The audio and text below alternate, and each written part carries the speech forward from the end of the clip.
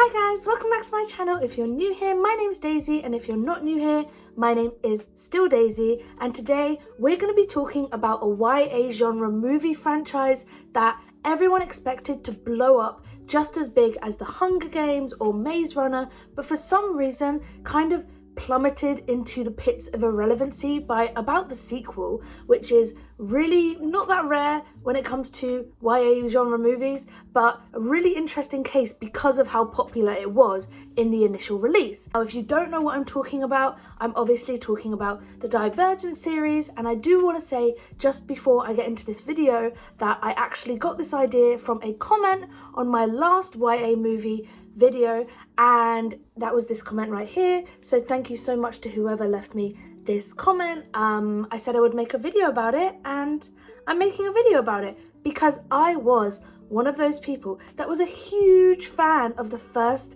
Divergent movie, and so when it started releasing these movies that were not so good, I was obviously disappointed. And then when they didn't release the second part to the finale of the entire series, obviously heartbroken. Not so much at that point because the movies had started going downhill, so I cared less and less about the series by that point, but I just thought it'd be really interesting to take a look back and analyze what went wrong with a series that was really popular but then happened to kind of fall off the face of the earth and no one really talks about it. So before we talk about all of the reasons why I think it kind of failed or became irrelevant as a series, we are going to be talking about the background of the series, because some people might not have seen the Divergent series, and if you haven't, you definitely should, because if anything, it's a great hate watch. So if you don't know what Divergent is about, I'm going to give you a quick summary about it because there's a lot to talk about in this video today,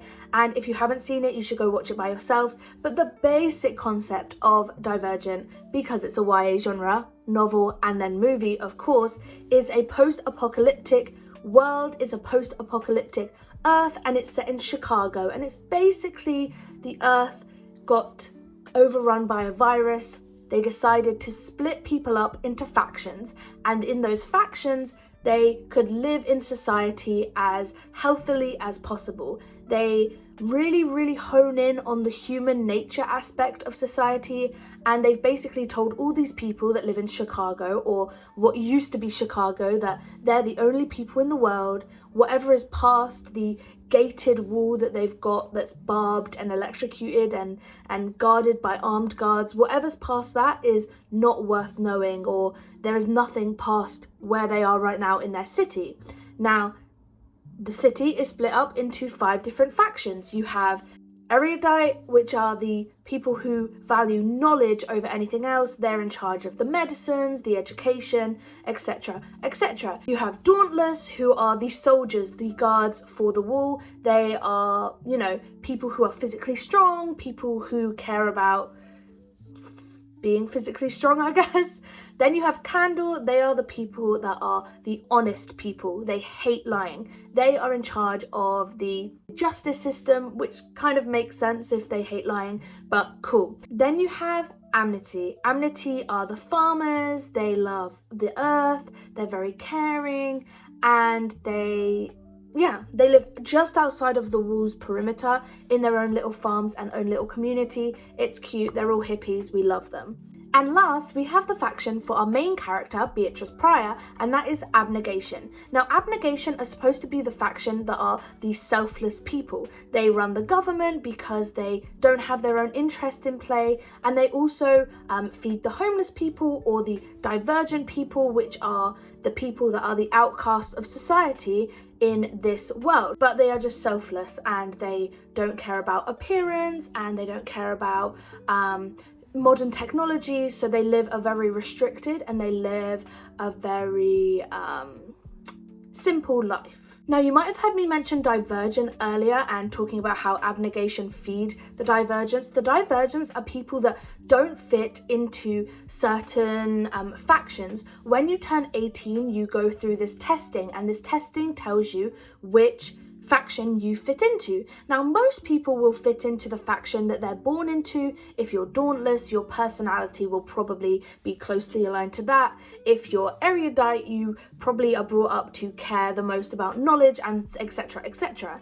Now, that doesn't mean that there aren't people that stray from that, and there aren't people that stray from, the status quo, but for the most part, people stay within their families. That cannot be said for Beatrice and her brother, though, because they both choose to go off into different factions, and that's basically a big plot in the movie. But divergent people either don't get a result or they get multiple results, and so they're seen as not elite, I guess. They're seen as not normal, so they are outcasts in society. Now, we don't know a lot about divergents in the initial movie, but we find out a lot more about them in the second and third movie, and we find out a lot about the system that they've been placed in. But like I said, this video is not about me telling you the plot of Divergent, it's me telling you the plot of why Divergent flopped, and that's what you're here for. The Divergent series is an American dystopian science fiction action film series based on the Divergent novels by the American author Veronica Roth. The series stars Shailene Woodley and Theo James as lead characters, Beatrice Pryor and Tobias Eaton. Now, they also have some pretty notable names in the first movie. Zoe Kravitz is in it, Miles Teller is in it, and also the Queen, Kate Winslet. And although this was one of the first movies that Miles Teller did, he played such an important part in the entire series, and because of this movie series, he got a lot more opportunities going forward, and I think this is the series that really set off his career, in my opinion. Although my favourite Miles Teller movie is Two Night Stand, and if you haven't seen it, it's incredible. It's such a funny movie, and it's a movie that I feel like from him a lot of people haven't seen. So if you want to watch a Miles Teller movie that isn't Top Gun, Divergent, Whiplash, any of those ones, then I would say Two Night Stand is it's like a comfort movie, I guess. It's not like the most amazing cinematic movie of all time. It is filmed like in 2 locations, I think, which is a hallway and some guy's apartment, but I really love the movie. So if you want a recommendation for a movie to watch in the next couple of days, then I would say Two Night Stand is a great movie. Now, the first movie came out on March 18th, 2014, and it was directed by Neil Berger. Now, why I'm making a point of who I'm saying directed it is because later on it's directed by another person for the second and third film. And I think this plays a role into what might have happened in the actual production of the movie, but we will get into that a little bit later on. Now, when the movie initially came out, it actually had a lot of box office success. I mean, the original budget for the movie was about $85 million, and they managed to gross about $288 million worldwide by the time it was released in March 2014. So I would say that was a pretty big success. Same thing with the second movie. The budget was around $110 million, and they managed to gross in about $300 million, just under worldwide. Great profits. You would think that commercially it's having a lot of success.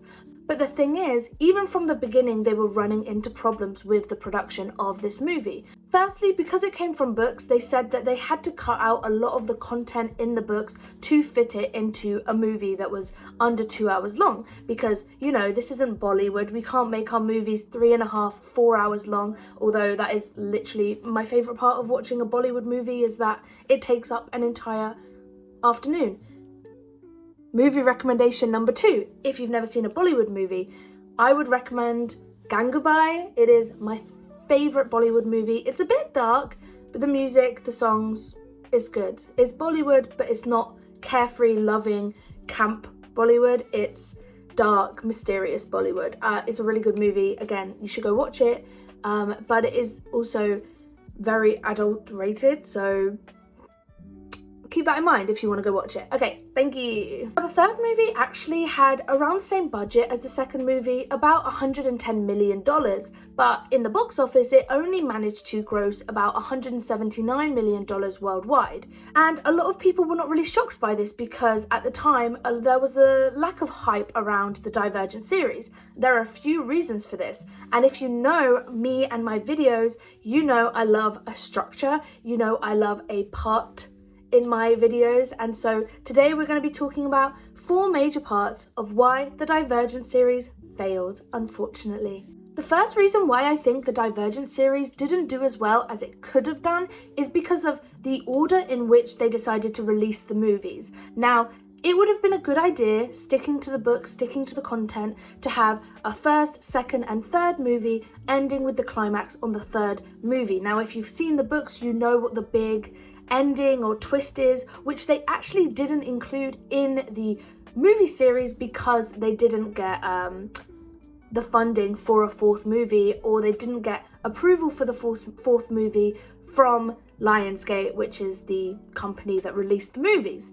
Now, the whole reason behind this is because of the lack of reception, but also they've decided to release the third part in 2 different movies. They have a part 1 and they have a part 2. Now, why did they decide to split Allegiant up into 2 different parts when it's one book and it's all wrapped up in that story? Short answer is money. Now, it's not like these are the first franchise to split up their finale into 2 different films. I mean, Twilight did it famously, Hunger Games did it famously, but that's because those 2 stories were adapted or initially had in their books whole different stories that were contained in part 1 and part 2. And Divergent didn't really have that. It was just a continuation of one big timeline story, and that made it really hard to make content for the movie that was interesting, engaging, but also independent for that movie. I mean, if you're going to make a part 1 and a part 2 of a movie franchise, they need to be their own story. I would argue even that Harry Potter does this really well, because in the Deathly Hallows Part 1, they are facing a completely different problem than they are in Deathly Hallows Part 2. Deathly Hallows Part 2 addresses a lot of different dynamics and wrapping up of the movie and addressing a lot of lore that has been going on for the entire series, and Deathly Hallows Part 1 is a whole different movie about an adventure and having to find and destroy Horcruxes. And although they are both under the umbrella of one final plan to overturn Voldemort, they are 2 different movies completely and separately in their own right. The same can't really be said about Divergent. It is more of a continuation of a story that is already happening. They are not 2 separate movies. If you watched Allegiant, you would know that the entire time they were building up to making the 4th movie, and so they don't really add in a lot of backstory. They don't add in a lot of content or detail that would make Allegiant a great movie by itself. So for me personally, I think making the decision to make 4 movies instead of 3 really hurt their chances, in the fact that they were kind of making it a filler movie so they could get to the final wrap up of the series so they could make more money. And I also read in a lot of places that the author of the book was not very happy with the fact that she had to come up with more content to fill out these movies, and so that obviously will deplete the quality of the work. And some people will argue that the writing in the first place is not that good to begin with, which is what my second point is. Now, the second reason I think that the Divergent series didn't do so well is the criticism that the world building wasn't so great. I mean, Veronica Roth wrote this series herself. So like I said at the beginning of this video, the actual plot for Divergent is a pretty interesting concept. I mean, it's nothing groundbreaking, it's nothing new. YA genre movies always look at either a post-apocalyptic world or what a world would be like in different circumstances, because, you know, it can bring a lot of interesting characters and dynamic. But the thing is that people think that even in the initial books, the world building wasn't so strong. I mean, they had a basic concept of divergence, factions. There could have been a lot of lore behind it that didn't really seem to come out in both the books and the movies. A lot of people have criticized that there isn't a lot of backstory, and I even saw one comment that was like, you could have just stuck these people in this world today and no one would know any wiser, which I kind of agree with and understand, because let's take movies like Hunger Games. There are characters in the Hunger Games that from their build up, their lore, you can tell have been in this society, in this reaping, you can tell they've lived a life. You can tell Hamish has lived through reaping after reaping. You can tell that Hamish has seen people that he care about die. You know, it's a lot to do with the characters, and it's a lot to do with how the characters interact with the world around them. And a lot of people have criticized that Divergent doesn't have that kind of relationship with their environment. And it's not to say that they're bad actors in any way. It's not to say the writing is particularly bad. But if you don't have this strong world-building foundation of how characters interact with each other, the relationship that characters have with the place that they're in, then it becomes a lot harder to have good writing when it comes to storyline, plot, and people's relationship with each other in progressing the movie, especially like romantic relationships or friendships that you want to develop to kind of spread a message. It's a lot harder when you don't have that initial strong foundation of a strong world that a lot of people can understand and enjoy and think is interesting, which is what a lot of people think Divergent missed the mark on. And that's just the world building initially. That's not to say Veronica Roth is a bad writer, just that people think it wasn't so successful in the YA genre. Because, getting on to my third point, this is the time of the YA genre. 2014, if you remember in my YA genre movie video, why I think it's a dead genre now, I said 2014 was the time for the YA genre. You have Hunger Games, you just had the ending of Harry Potter, wrapping up 8 movies, biggest franchise in the entire world for sure, before the Hunger Games came out. You also have Maze Runner is doing its thing. You have a lot of movies that are doing the same thing as you. And although Divergent has a concept that's pretty unique, I mean, is it quite like the Hunger Games? Yes, but instead of focusing geographically on the people and the people in the place, they are focusing more on human nature, which I guess could be an interesting angle, but I digress.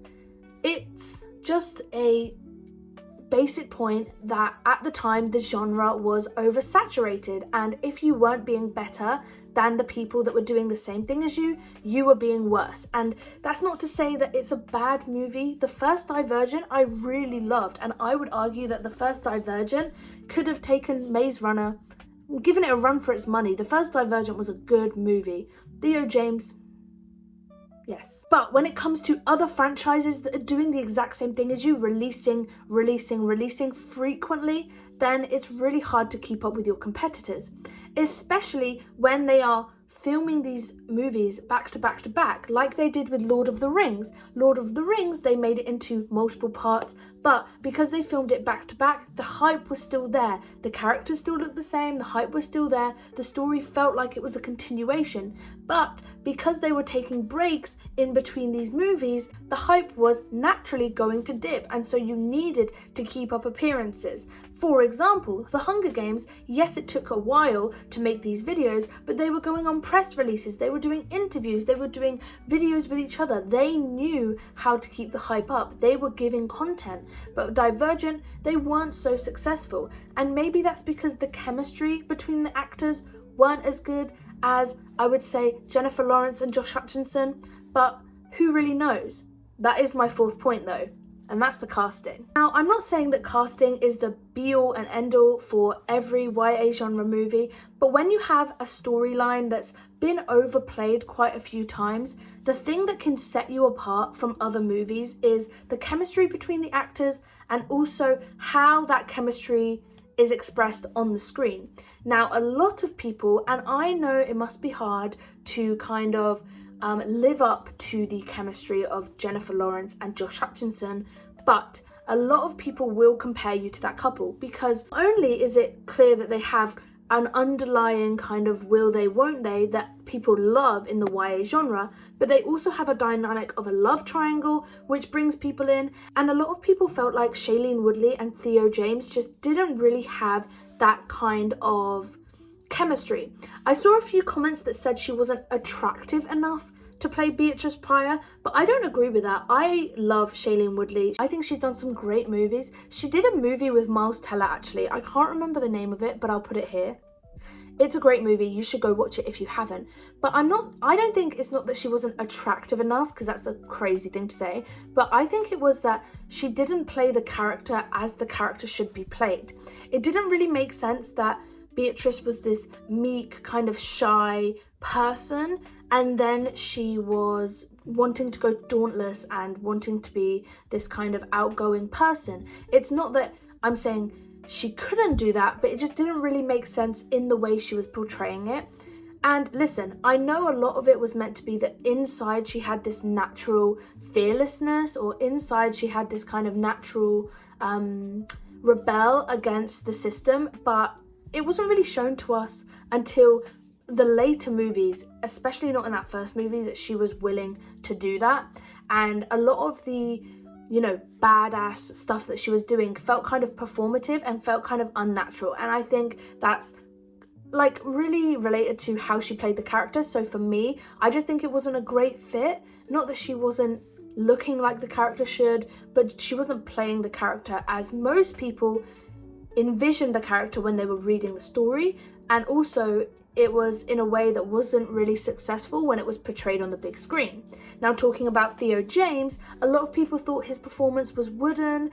A lot of people thought that he is meant to be broody, mysterious, but at sometimes he is meant to be soft and sensitive.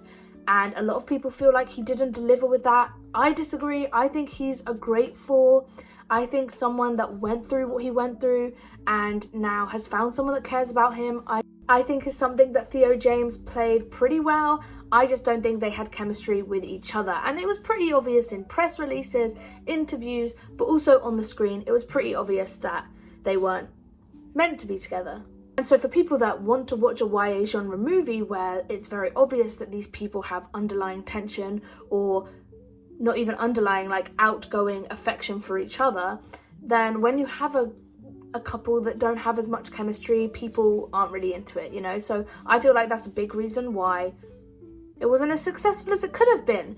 And honestly, I think it could have been really successful if they had maybe cast it a bit differently, or if they had built the world a little bit better. You know, you don't have to copy everything from the book, but you should take things from the book that really give it lore, i.e. Lord of the Rings, i.e. Star Wars. The whole reason people know, like, Katniss Everdeen's mum's sister's second cousin's name is because they're interested in the world. They can see themselves in the world. They can see themselves interacting with the characters. They can see that these people have lived in that place for a long time. They know the lore of the land, and it really feels like you're immersing yourself into someone's society. I can't say the same for the Divergent series. So yeah, I think that was a really big problem. I will say though that there were a few really standout performances, especially from Zoe Kravitz. I thought she was great in this movie. Kate Winslet was great in this movie. So I'm not saying all the acting was bad. I'm saying some of the acting was bad. Especially, I would say, Ansel Elgort. Ansel Elgort, you gave me nothing in this movie. Thank you so much for wasting my time with being on the screen. Thank you, Ansel Elgort. You played the exact same character in all three movies, and you played yourself. Okay, thank you. Now, like I said in my previous YA movie video, the genre is dead, but I think it can have a resurgence. I think there are some things we can do. I would say stop hiring these really, really high actors, these really famous actors. I want to see some indie people. I want to see some people that actually can act. I want to see people, grassroots actors. I don't want to see Timothée Chalamet putting on a bit of dirt on his face and pretending that he lives in the wilderness. I don't want to see that.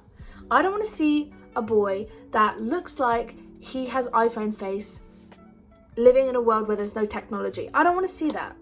Speaking of, I made a TikTok about this, but do you guys know, you know Keira Knightley, you know iPhone face, and they say that a lot of people, especially in series like Bridgerton and things like that, don't really work in that environment because they have iPhone face. I think the same can be said in the opposite way for Keira Knightley. I think Keira Knightley has never ever turned on an oven. I think Keira Knightley has never ever seen a TV show. I am convinced this woman doesn't know how to spell plug, let alone have one for her appliances. So yes, Keira Knightley is the opposite of iPhone face, and in the comments I would love to see you guys come up with a name for not iPhone face or anti-iPhone face. Obviously, I'm not very good at doing it, otherwise I would, but I would love to see in the comments what ideas you guys come up with, because I need a name for people that look like her, people that look like they were born in Victorian England, people that look like they were alive 300 years ago. Thank you. Okay guys, that is my video about why I think the Divergent series kind of flopped and why we're never getting a fourth movie. Now, if you don't know what happens in the fourth movie, definitely go watch them or read about what's meant to happen in the fourth movie.